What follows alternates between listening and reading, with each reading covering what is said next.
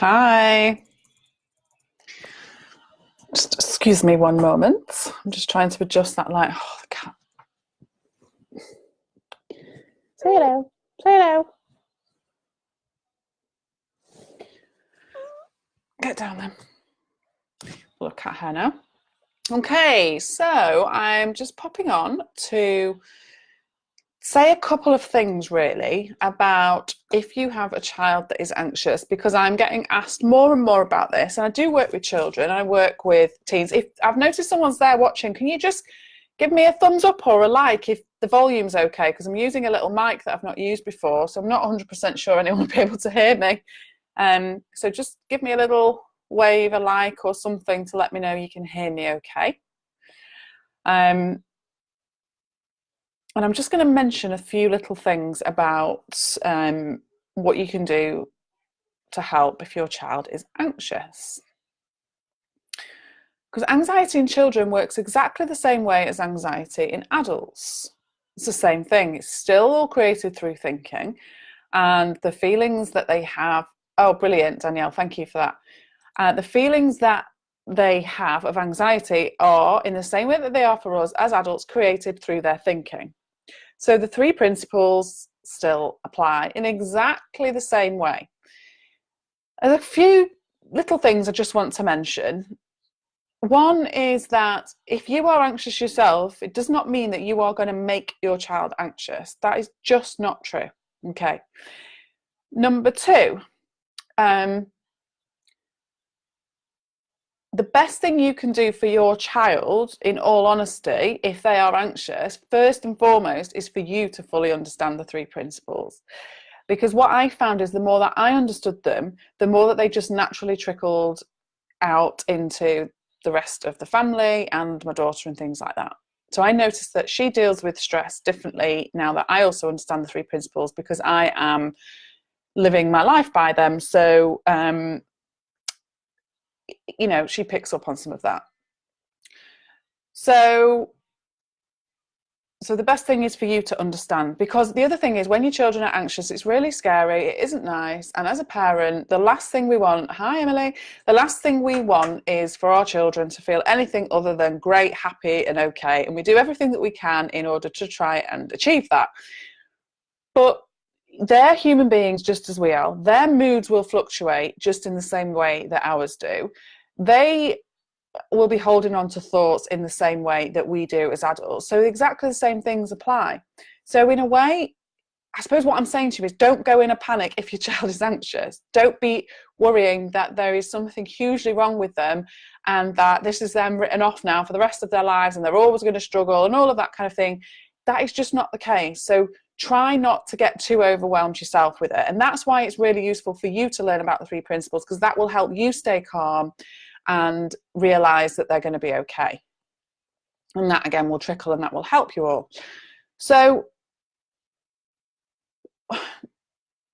some of the main things, so what I'll cover now very briefly is some of the main things that when I'm working with a child or a teen, work with quite a few teens, there's some main things I want to get across to them. I am coaching them, because more often than not now, I don't really do psychotherapy anymore with them. I'm coaching them. I'm coaching them the three principles, because to me, it's been having the most effective results. And, you know, I 110% believe in it. I've felt, you know, so anyway, there's lots of reasons. But when I'm working with children and with teens now, I am coaching them. So we don't need to go into their history. We don't need to go into their past. I don't need to get them to talk about all of their feelings, etc. What I'm doing is I'm really working with them in order for them to understand how human experience works, how thought works, how thought is related to their mood, how their mood will fluctuate, just basically how they're a human being. And some of the biggest things that the main things, okay, I'd say actually for this video, I'll just keep it to two main things that I'm really trying to put across to them through teaching them about the three principles. And I'd say when they get these two main things, it really makes a huge, huge difference to their anxiety. The first one of these two is that they are not broken, that there is not something drastically wrong with them. Because that's kind of what we can tend to do with children through diagnosis, through, and I'm not saying it's always wrong to diagnose or anything like that, but what we can sometimes say, okay, so you have this, you are suffering with anxiety, or we might take them to the doctor, or we might, have this idea that there's something wrong with them. And that's the message that they get. So they believe there's something wrong with them. And one of the biggest things with the 3 principles is starting to understand that we have innate well-being and that we're okay, that we always have that innate well-being. And what can stop us from seeing that is all of the overthinking that we're doing and all of the kind of thought storms that we get caught in. And it's exactly the same with children. So I want to show them and teach them and coach them to start to see for themselves that they are absolutely okay and that they can trust themselves. They can trust their bodies. A lot of their fear is based around lack of trust of their own selves. Like, I will, as again with adults, well, if I'm in this situation, what if I panic? What if this? What if that pain in my chest is I'm having a heart attack? Or what if this? Or what? They don't always trust that they're okay. So I really want to teach them that they're okay. And sometimes when your child is anxious, you may get into a situation where you kind of avoid lots of things on their behalf because you don't want to make them feel any worse, and you don't want to, you might think if you're stimulating them to get a bit panicked about something, that that's going to make them worse. And actually what we really want to be showing them, and the message we want them to hear loud and clear, is that even though they may feel overwhelmed, even though they might have feelings of anxiety, that they are okay. They are capable. They can go to the park and feel a little bit anxious there. It's the same as feeling anxious at home. So that is a lot of that's one of the main things I want to get across to them. And obviously it's a lot more in depth than that, but it's about them knowing that they are okay. And just be careful with your words that you're using around, in front of other people, about them or to them, about their anxiety, that it's not being made that it's this thing that they have that is wrong with them and they need fixing and they're broken and all of these things that they are listening to. And that will start to form a part of their story about themselves. Oh yeah, I'm anxious. We can't go there as a family because I get anxious, or because of this or because of that. So they start to massively distrust that they're okay. And underneath all of that overthinking, they're okay. So that's the main thing. It's about really instilling them a trust in that innate well-being.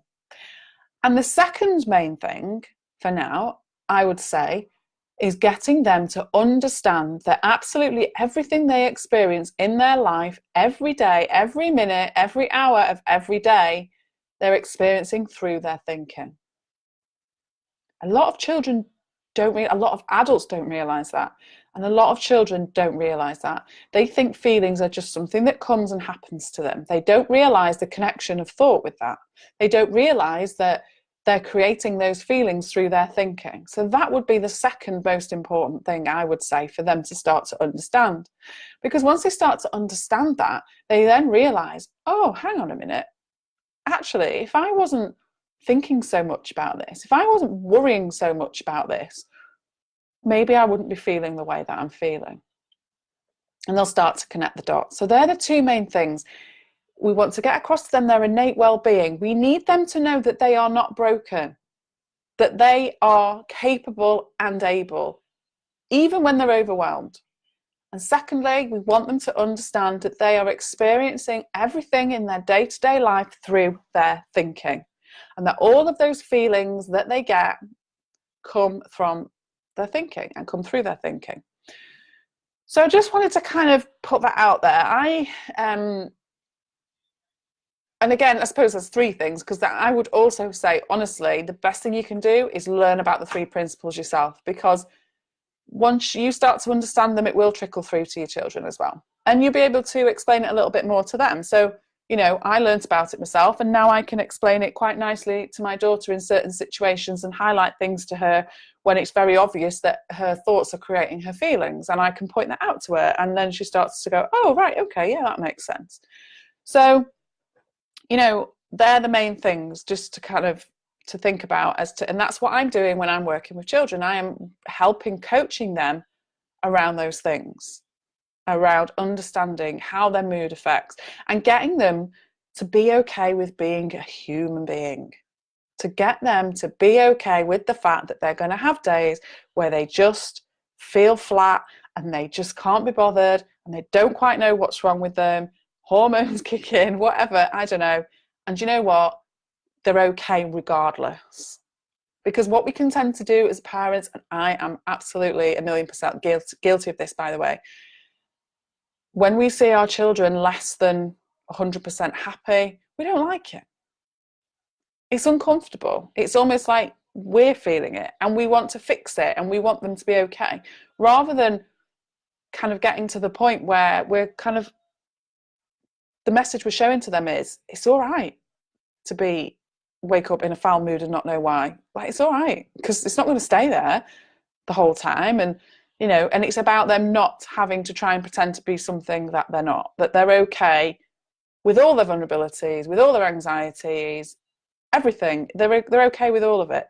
So they're the main things. If anyone's got any questions, give me a shout and let me know. But I just wanted to mention that because I have been asked quite a bit from people recently about what they can do if their child is anxious, because it does send a lot of parents into a complete panic spiral themselves, as as I say, I've experienced myself with not wanting our children to feel anxious at all, but they're human and they're going to. But it's about teaching them not to hold on to that, so that it doesn't become this regular pattern of anxiety that stops them doing things and gets in the way of them living their lives the way that they want to be living it and the way that they should be living it, which is enjoying it, having fun, and not worrying too much about everything. So I'll leave that there. And if anyone's got any questions, give me a shout. And yeah, that's it. Cheers.